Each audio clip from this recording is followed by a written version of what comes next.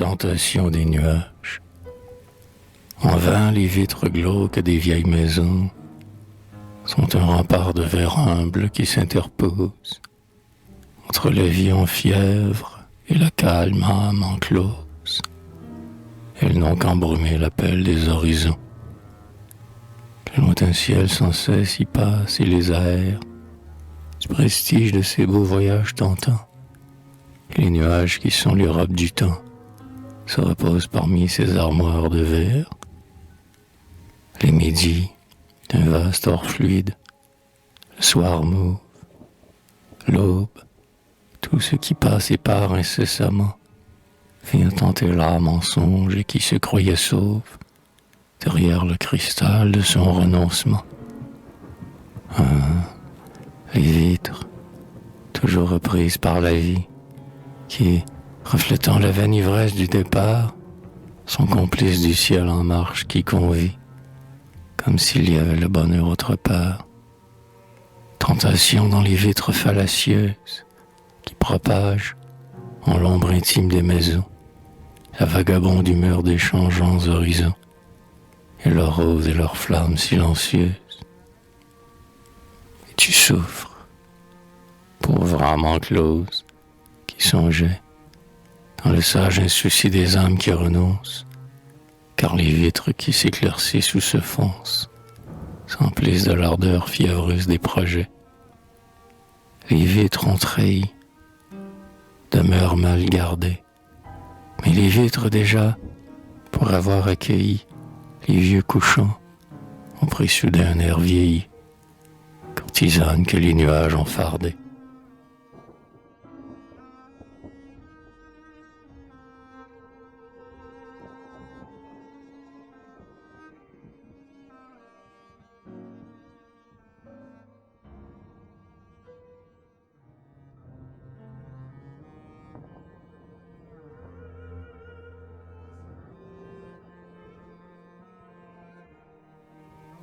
Sur le ciel immuable ont flotté des nuages, tissus à la dérive et parures changeantes.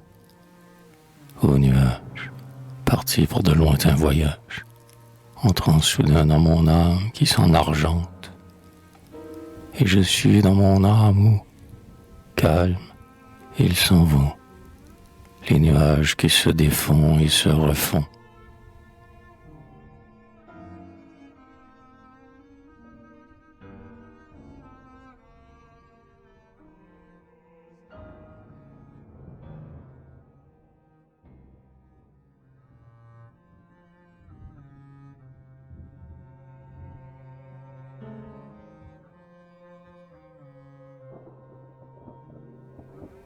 Le couchant triomphal est une fin de règne. Des cuivres de victoire et d'amour le soir. Des drapeaux sont tissés.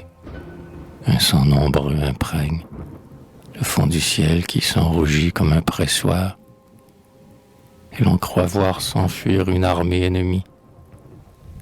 Maintenant, c'est la paix de la lutte finie. L'orgueil, et l'on entend le bruit lourd de sa clé. C'est l'accomplissement, le butin étalé. L'or du soleil, les nuages comme des porches, d'où l'on voit des palais d'azur s'approfondir, et le ruissellement de joyaux, et les torches dont les gestes de feu conduisent au nadir. Couchant sublime, architecture inouïe, premiers astres qui font le ciel fleur-de-lysée. Et là-bas, toutes ces chevelures rouillent, comme un lin fin dans un étang cristallisé, moisson de longs cheveux fauchés des ophilies, charme de l'équivoque et des anomalies, vertigineux palais que des nuages font, auxquels à chaque instant quelque chose s'annexe, nuées en forme de montagne qui se font. Petite brume rose offerte comme un sexe, vapeur se contractant en bêtes de blason, qui sont soudain des léopards ouvrant leur gueule, ou des licornes dans le soir piaffant seuls. Puis voici d'autres jeux occupant l'horizon, Les nuages sont purs comme des mousselines. On voit des communiantes dans les berlines qui jettent par les portières des nénuphars. Tout est blanc dans le ciel qui croit que c'est dimanche. Alors tout ce luxe du couchant, ce sang, ces phares, ces grottes, ces palais de filles or et blanches, cette mer bleue où dort la coupe de Tulé, cette splendeur que plus personne ne dénie, qui semble un triomphe récapitulé, c'est l'image de la vieillesse du génie.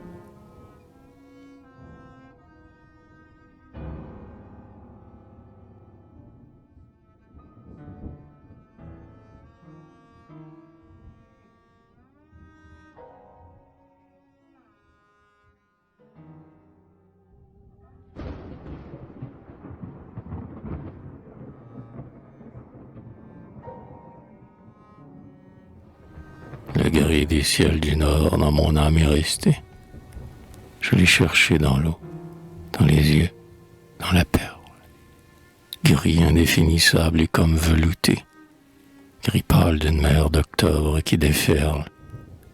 Gris de pierre d'un vieux cimetière fermé. D'où venait-il, ce gris par-dessus mon enfance, qui se mirait dans le canal inanimé?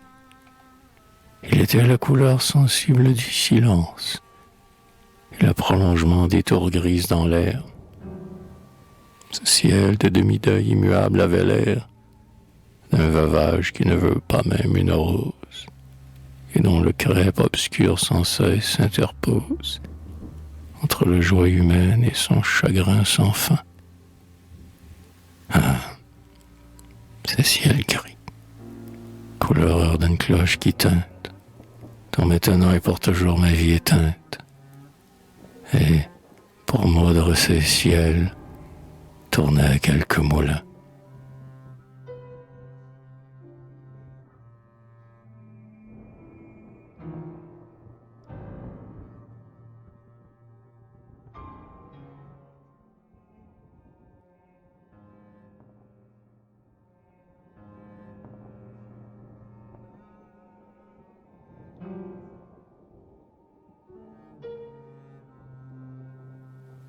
La fumée a monté des toits languissamment pour aller dans le ciel rejoindre une nuée où, pensive, elle s'est comme continuée.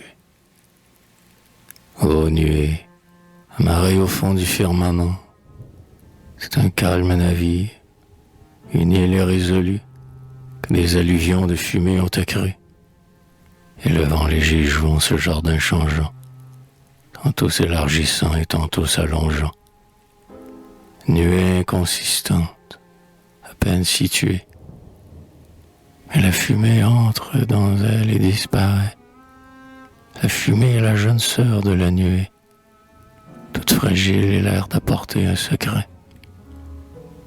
Or la nuée, en l'accueillant, s'en influence, car la fumée est gaie ou sévère, suivant qu'elle sort d'une auberge ou monte d'un couvent.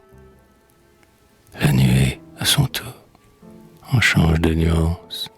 Et quand nous la voyons rose ou grise ou tout or, c'est qu'en elle est entrée une fumée en fuite, lui racontant récit d'amour, récit de mort, l'histoire des foyers qui par l'âtre s'ébruitent.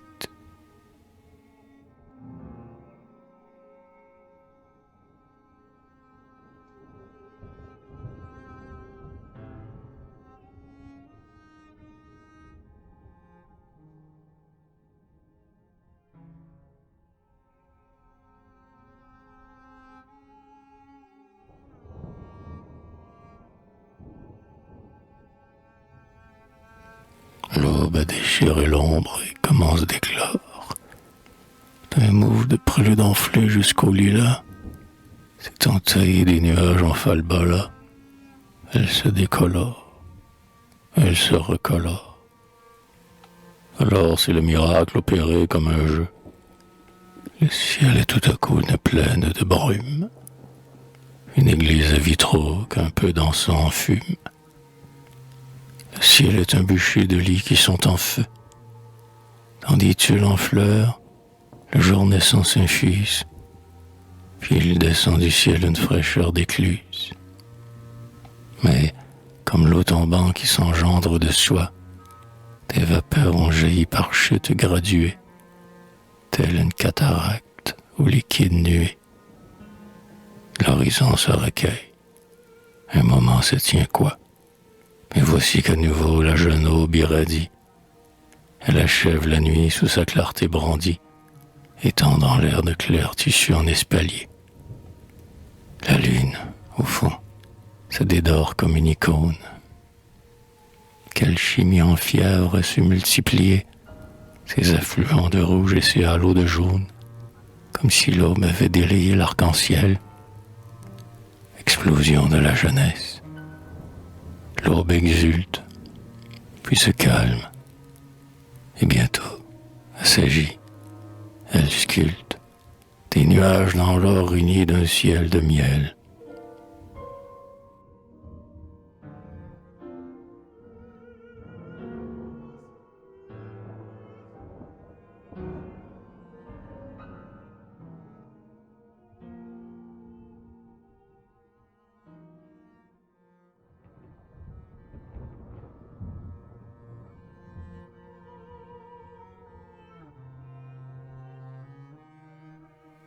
Dans les ciels de Toussaint, la pluie est humble et lente.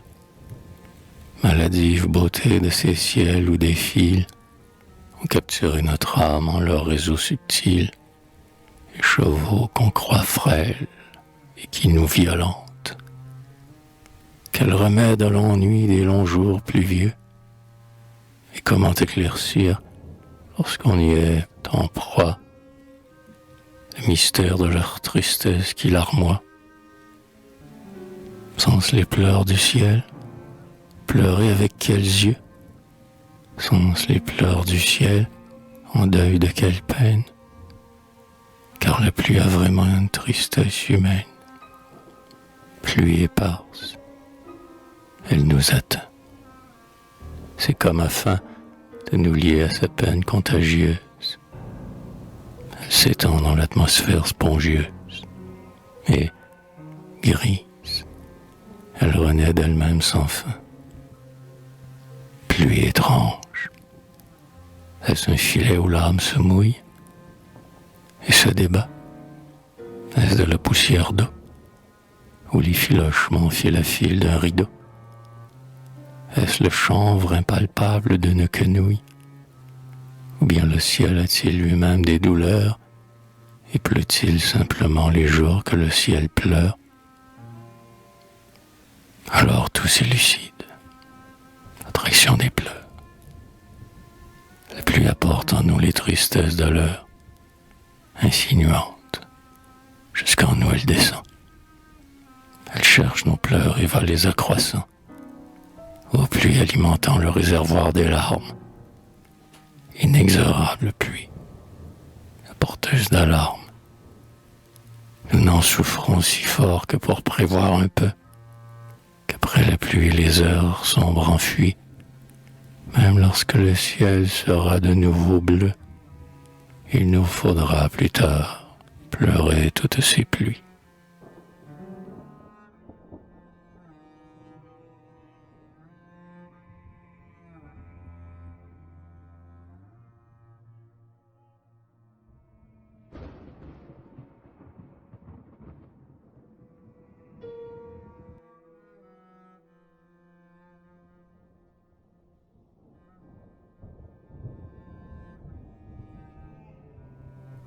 Le soleil monte et brûle au haut du ciel d'été. Comment subir ces feux, son or diamanté, luxe aveuglant d'un grand Saint-Sacrement solaire? Or voici çà et là le reposoir paisible d'une nuée aux plis ombreux d'étoffes claires. Grâce à ces frais abris, l'azur est accessible. Jardin disséminé aux quinconces de neige, grottes de ouate et de mousseline bouffante, éventail de duvet dans le ciel chaud s'évente. Beaux nuages, frais comme les nues du Corrège, les bonbons et aussi des croupes nonchalantes, fraîcheur des chairs, celle des eaux, celle des plantes. Tout ce que l'univers a de frais s'y résume dans les immensités par le soleil chauffé. Ils sont de bons relais, des oasis de brume, des étapes aux rafraîchissantes bouffées. Ainsi les plans divins sont bien harmoniés. Que ferait le désert sans le frais des palmiers?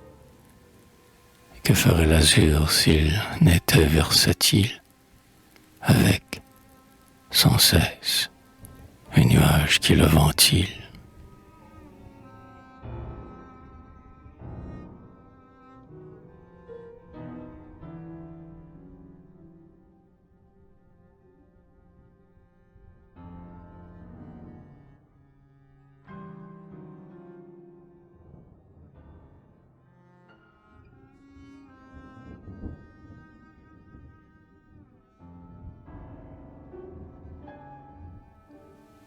La lune m'a hanté d'un paysage blanc, pays immaculé dans la candeur en joule, terre anormale qui scintille en assemblant un climat d'île chaude et la blancheur du pôle, unanime blancheur des rivières de lait, tout opaques, que ne maquille aucun reflet, bien que des lits sans papillons qui les obsèdent, des collines d'une neige qui serait tiède, des roseaux écorchés dont la moelle est à nu, pour avoir l'air dans l'air d'une moisson de cierges.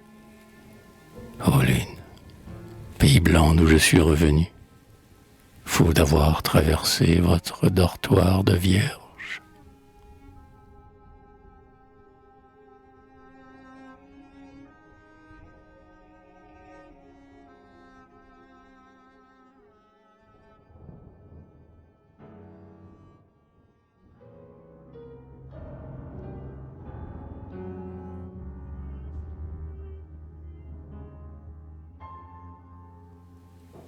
Torpeur de certains soirs à la fin de l'été. Le ciel brûle, il est en fièvre, rouge et livide. Il est mélancolique et plein d'anxiété, comme, après la musique, un jardin qui se vide. L'aspect en change à tout instant, telle la mer, mais le ciel est solide.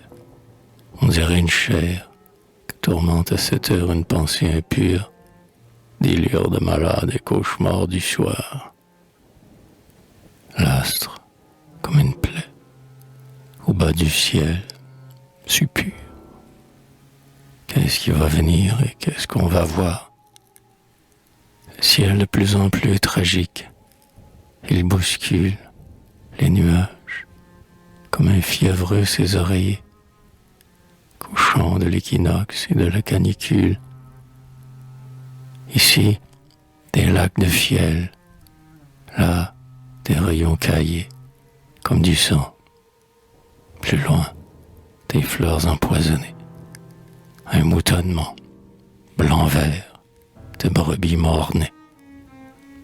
Ah, les tragiques soirs, ciel pestilentiel, qui, plein d'angoisse, a l'air d'un jardin des olives, ou plein de fièvre, à l'heure de vendange lascive. Ciel d'amour, ciel de mort, ô trop vénéneux ciel, vénéneux comme le maquillage des pitres. Trouble de ces soirs lourds remplis d'exhalaisons, où l'on se signe au fond des peureuses maisons, devant un éclair brusque qui souffre les vitres.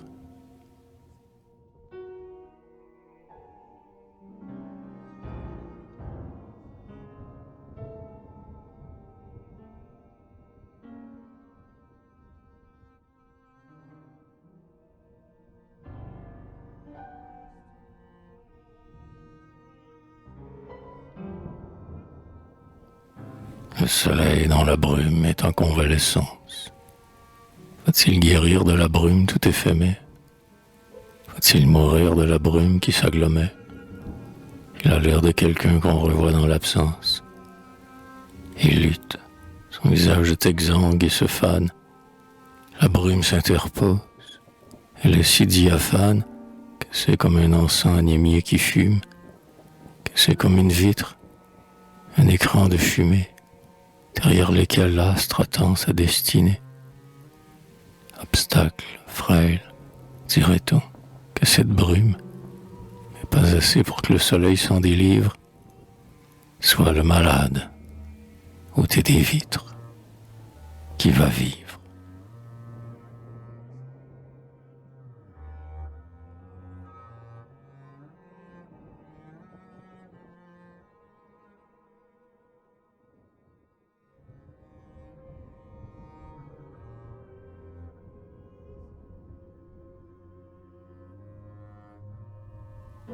C'est fini, la légende enfantine des astres, de les croire vivants, de les songer des lits. La nuit souffre de ces millénaires désastres. C'est fini de rêver le ciel, comme jadis, un champ bleu qu'une main partiale ensemence. La science le prouve, une agonie immense. Soleil mourant dont le décès est calculé. Désert nu, sans écho, cendres de nébuleuses, étoiles qui sont des orphelines frileuses, globe dont le soupir est inarticulé, achevant de périr comme en des léthargies. Ciel qui s'éteint, vaste hôpital de l'infini, où la lune, antique diseuse d'élégie, semble malade, tant son visage est blêmi. Tel soir surtout, elle est plus pâle et délayée. On dirait une hostie, au fil du ciel, noyée. On dirait un cadran de tours miré dans l'eau. Lune en exil et que nulle étoile n'escorte. À l'horizon désert, elle a l'air d'être morte. Lune exsangue sur l'oreiller de son halo.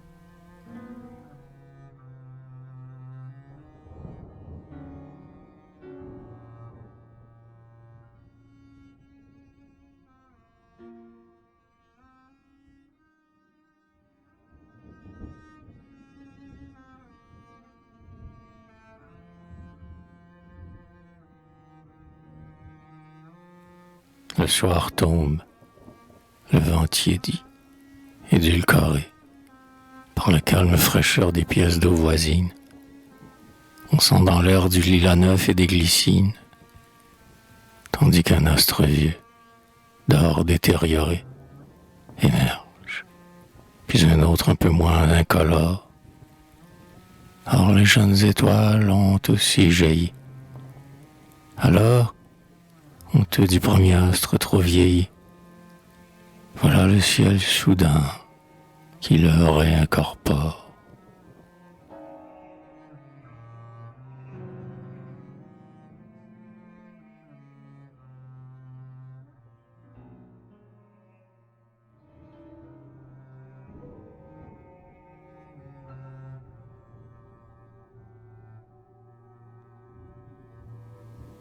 Mon cœur s'est affligé du départ des nuages. Navires indolents, signes appareilleurs, et qui partent sans cesse et qui s'en vont ailleurs. Ils vivent la bonne aventure des voyages. Bohémiens des crépuscules, ils s'en vont, clairs fichus, au hasard la caravane. Ils sont tout assombris dès que le ciel se fane. Ce sont les pays traversés qui les font.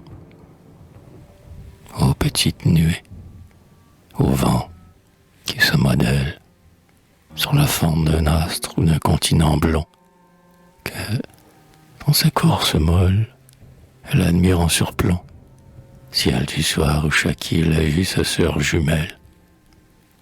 C'est de toujours partir qu'on est toujours changeant. Beau nuage, brume frêle qui s'abandonne. Moi je vis comme un arbre et me sens monotone. Se quitter enfin soi-même, en voyageant. Partir, être le nuage qui se disperse, qui se livre, docile, au vent, autour, au mât. ne vouloir être aussi que selon les climats, et selon la douceur de l'heure qu'on traverse. Commencer sa vie en la changeant, ouais, c'est se refaire une autre âme en face d'autres fleuves, se sentir toujours neuf devant des roses neuves, s'éveiller chaque jour comme si l'on naissait. Mais qu'est-ce, une autre terre, une autre floraison, et le temps qui chemine avec d'autres visages. C'est dans soi qu'on peut voir les plus beaux paysages. Faible âme qu'aimantait ce départ d'horizon. Le voyage est un leurre. On cesse jour à jour d'être soi pour changer selon le site et l'heure. Ne vas-tu donc pleurer que si la source pleure et ne penser à Dieu que si teinte une tour? Sois toi-même en restant dans ta maison fermée, au lieu de devenir un autre à chaque adieu. Bonheur subtil d'orner en soi sa destinée, d'un voyage qu'on rêve et qui n'a pas eu lieu.